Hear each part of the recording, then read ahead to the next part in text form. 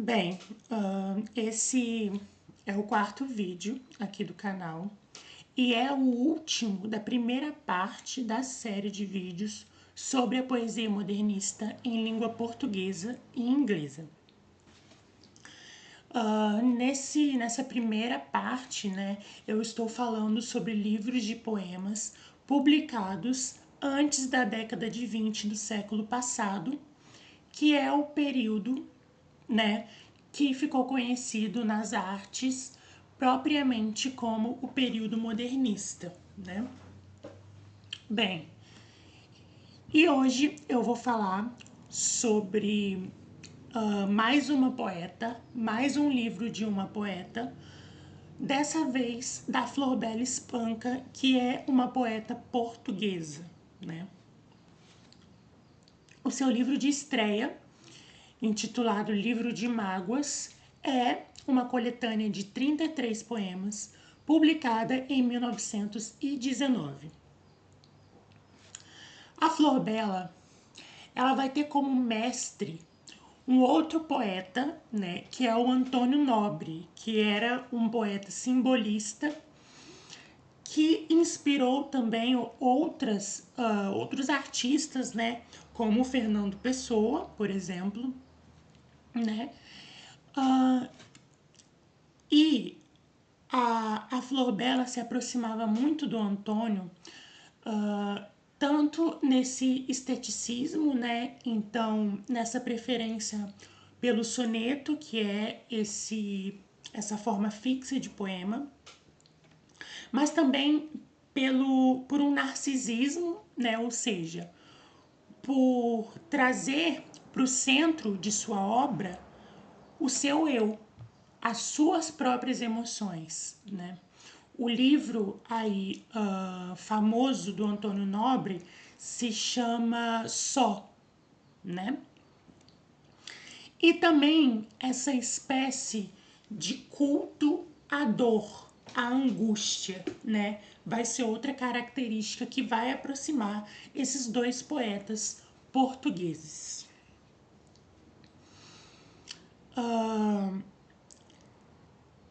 O eu lírico da Flor Bela Espanca é alguém que vai se sentir isolado perante um mundo que não a compreende, que não compreende o seu sofrimento, o seu amor que não é correspondido, né?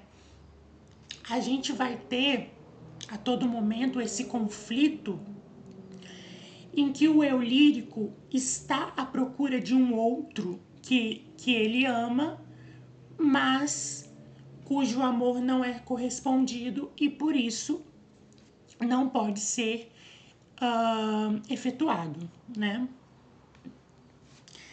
E o eu lírico da Flor Bela, ele vai encontrar no sonho, na fantasia, uma forma de escapar dessa realidade de incompreensão, certo?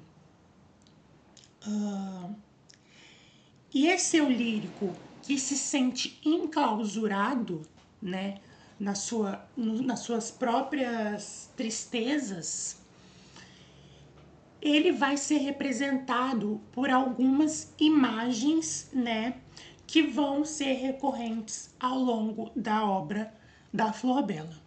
Como, por exemplo, a da Castelã, né, dessa princesa que vive sozinha no alto de uma torre.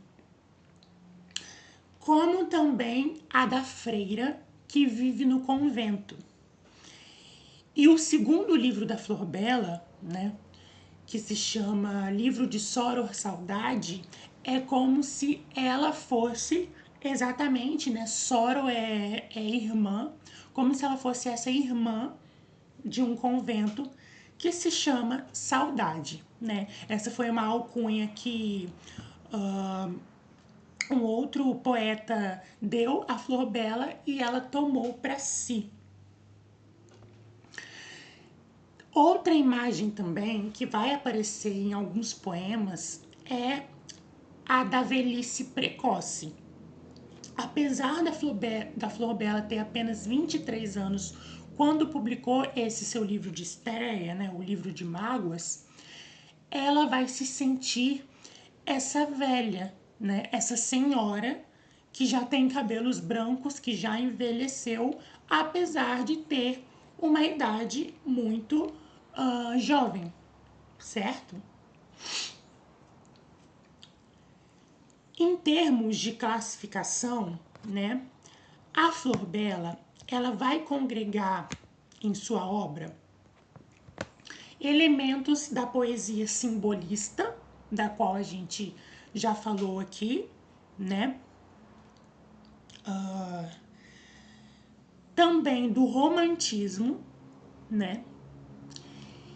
E de certa forma do modernismo, porque apesar da Flor Bela ser essa sonetista, essa mulher que não fugiu do cânone da literatura, a Flor Bela era uma mulher, né, que vivia ali um contexto de modernidade, habitado principalmente por homens, por artistas homens, né, que a todo momento se desfaziam, né, desvalorizavam a arte produzida por mulheres. Inclusive, a própria Flor Bela, na época, vai receber críticas machistas, misóginas, vinda, né, de jornalistas, de escritores homens, certo? Que, por exemplo, tinham esse estereótipo de que a poesia, a arte feminina era puro chororô, né? Era apenas sofrimento, se resumia a lamúrias, e a gente sabe que isso é extremamente reducionista, né? E que não existe algo como uma literatura feminina, né? Essencialista. Existem mulheres que escrevem e que são completamente diferentes uma das outras, ainda que compartilhem algumas vivências, algumas experiências em comum. E da poesia simbolista, a Flor Bela vai eleger algumas imagens que vão aparecer com recorrência já nesse primeiro livro. Por exemplo, a névoa, a sombra, a noite. E, por exemplo, aqui noite em letra maiúscula, né? Amor em letra maiúscula, que era um procedimento da poesia simbolista, que era você alçar esses elementos a espécies de entidades, né? A essências. Por isso, a letra maiúscula. A cor roxa também, que era uma espécie de obsessão simbolista, vai aparecer muito na obra da Flor Bela. Também as mãos pálidas, né? A morte, as flores, principalmente o lírio, que também é uma constante nessa poesia simbolista e que ora vai representar a morte, ora vai representar a candura, né? E quanto aos elementos românticos, um deles vai ser a questão da linguagem. Quando a gente vai estudar os estilos de época ou os movimentos literários, nós podemos diferenciá-los também a partir da relação que os seus representantes vão estabelecer com a própria linguagem. Então, por exemplo, no período que a gente conhece na literatura como neoclássico ou como período Arcade, né, que aconteceu principalmente ali no século XVII e no século XVIII, a gente vai ter essa relação da linguagem com a realidade, de que a linguagem deve espelhar a realidade, ela se aproxima da realidade, certo?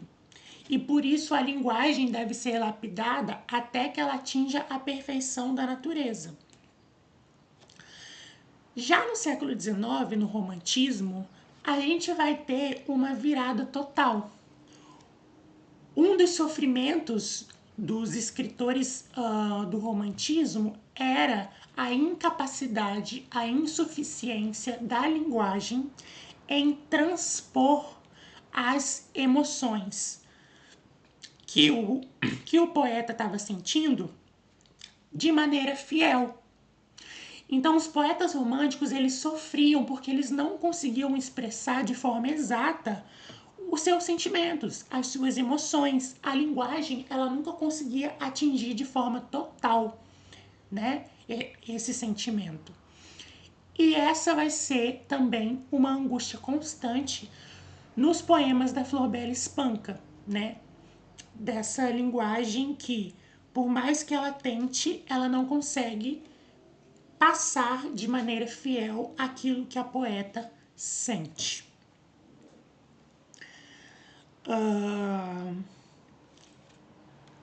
Em alguns poemas, nós vamos ter também um tom que a gente chama de panteísta, que é quando o poeta se sente próximo, se sente irmão da natureza e deseja se fundir a ela, né?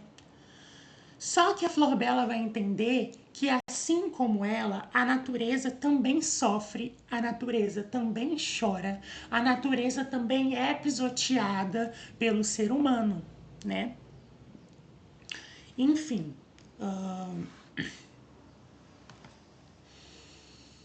o poema que abre esse livro se chama exatamente Este Livro, que é uma espécie de apresentação do conteúdo do livro, do que ele representa, né? Aqui no Brasil, né, existem várias edições dos livros da Flor Bela, tanto dos poemas quanto dos contos. E a que eu tenho aqui, pelo menos a que eu conheça, é a única que reúne toda a obra poética da Flor Bela Espanca, que é este livrinho aqui, pequitinho, publicado pela editora La Fonte em 2020, ó. Tem até uma foto da Flor Bela aqui.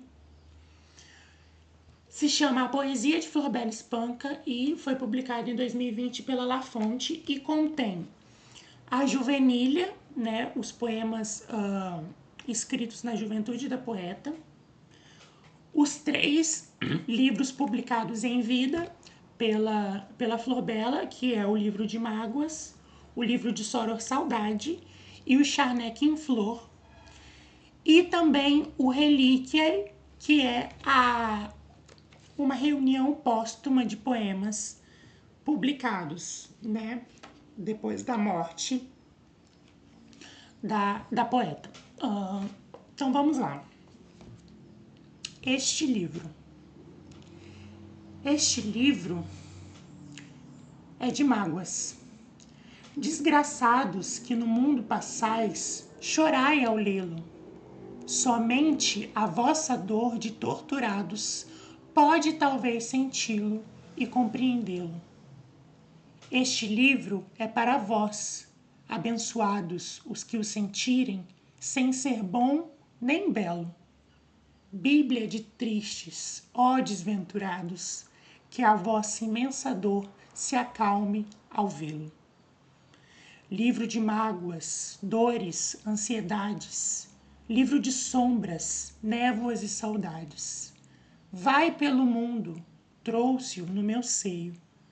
Irmãos na dor, os olhos rasos de água, chorai comigo a minha imensa mágoa, lendo o meu livro só de mágoas cheio.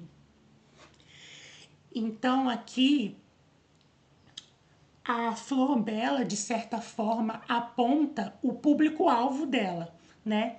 Que são as pessoas que são seus irmãos na dor, né? Que passam pela vida tristes, desventurados, né? E que vão encontrar ali naquele livro talvez um acalanto, uma identificação, né? Porque apesar de ser um livro de poemas, não é um livro bom nem belo que vai trazer felicidade, Não, é um livro triste, certo?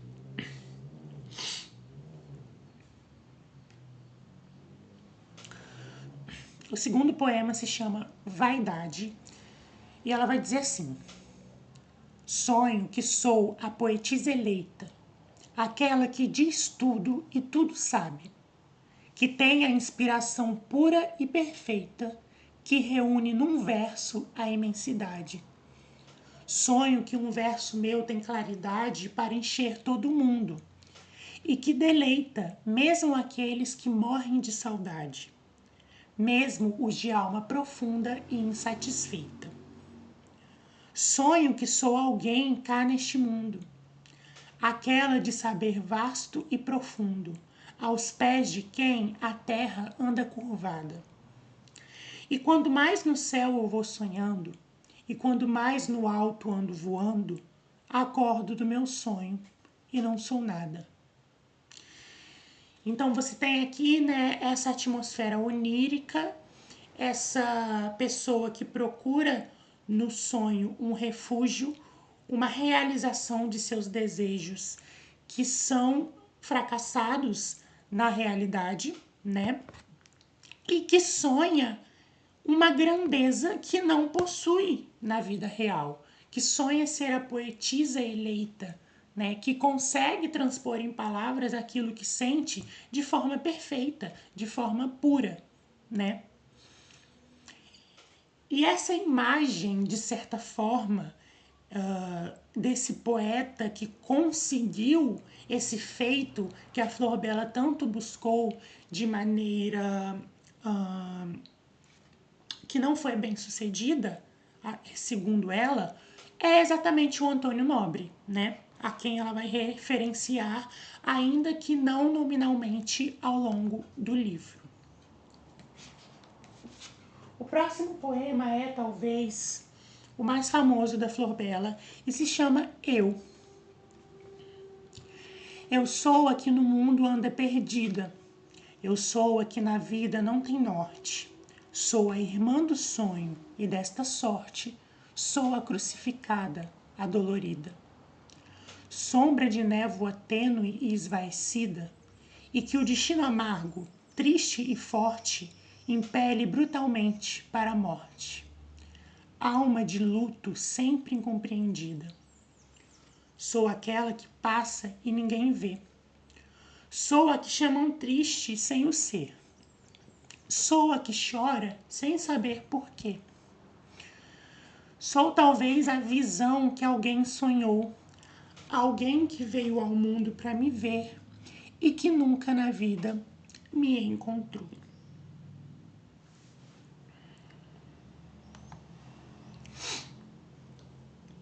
Nesse próximo poema, a gente tem essa imagem que eu já havia dito, que é a da Castelã enclausurada, né?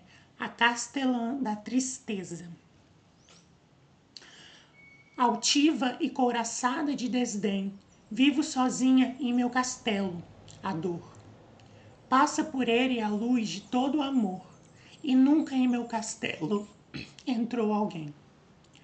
Castelã da tristeza, vês a quem? E o meu olhar é interrogador. Perscruto ao longe as sombras do sol pôr. Chora o silêncio, nada, ninguém vê. Castelã da tristeza, por que choras, lendo toda de branco um livro de horas, a sombra rendilhada dos vitrais? À noite debruçada pelas ameias, por que rezas baixinho, por que anseias? Que sonham afagam tuas mãos reais.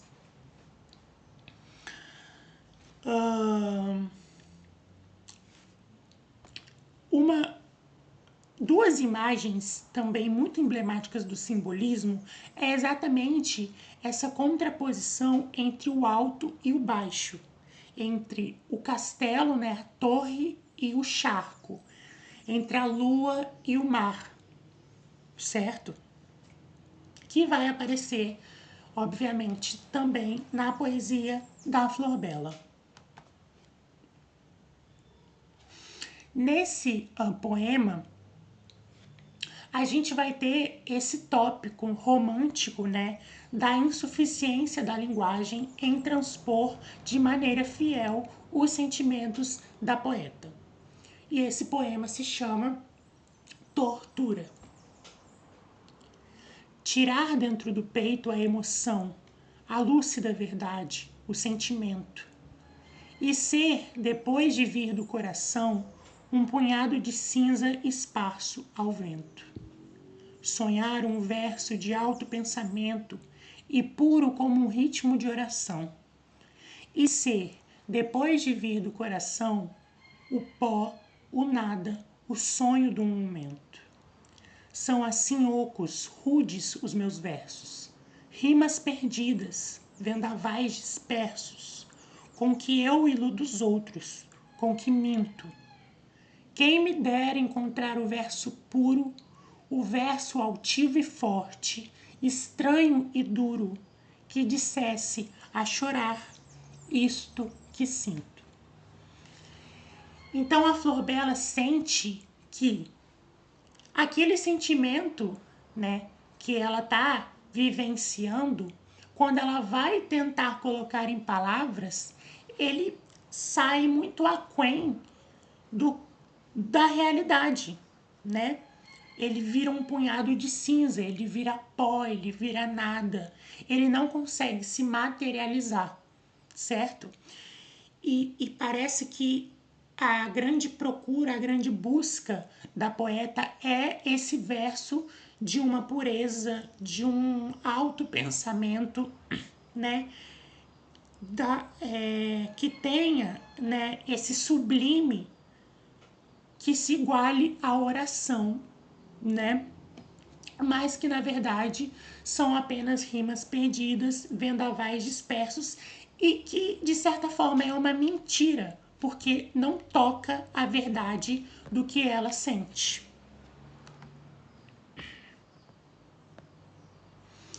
Nesse último poema que eu trouxe aqui, Desejos Vãos, a gente vai ter essa atmosfera panteísta, né? Dessa poeta que quer se tornar parte da natureza, mas que vai entender que, assim como ela, a natureza também sofre. Ela vai dizer: eu queria ser o mar de altivo porte, que ri e canta, a vastidão imensa. Eu queria ser a pedra que não pensa, a pedra do caminho, rude e forte. Eu queria ser o sol, a luz imensa, o bem do que é humilde e não tem sorte. Eu queria ser a árvore tosca e densa que ri do mundo vão e até a morte. Mas o mar também chora de tristeza. As árvores também, como quem reza, abrem aos céus os braços como um crente. E o sol, altivo e forte, ao fim de um dia, tem lágrimas de sangue na agonia. E as pedras, essas, pisas toda a gente.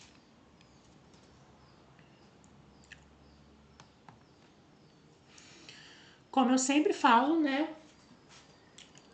Nos finais dos vídeos, eu tenho aqui as referências, cujas referências eu posso enviar a quem desejar, a quem se interessar, né? Só me mandar mensagem no Instagram ou pedir aqui nos comentários e vou mostrar aqui de novo essa edição que eu tenho da Poesia Reunida da Flor Bela Espanca, publicado pela editora La Fonte em 2020. E que assim, gente, na época foi bem baratinho, se eu não me engano eu paguei R$21 na Amazon. E é bem provável que não esteja com o preço tão diferente hoje em dia. Vocês podem encontrar lá, assim como diversas outras edições também, certo? Agradeço mais uma vez. E na semana que vem nós vamos iniciar a série de poesia modernista propriamente. Então vamos entrar na década de 20 e eu vou trazer um vídeo para vocês falando um pouco, dando um panorama geral do modernismo no Brasil e do modernismo de língua inglesa, certo? É isso, até o próximo vídeo.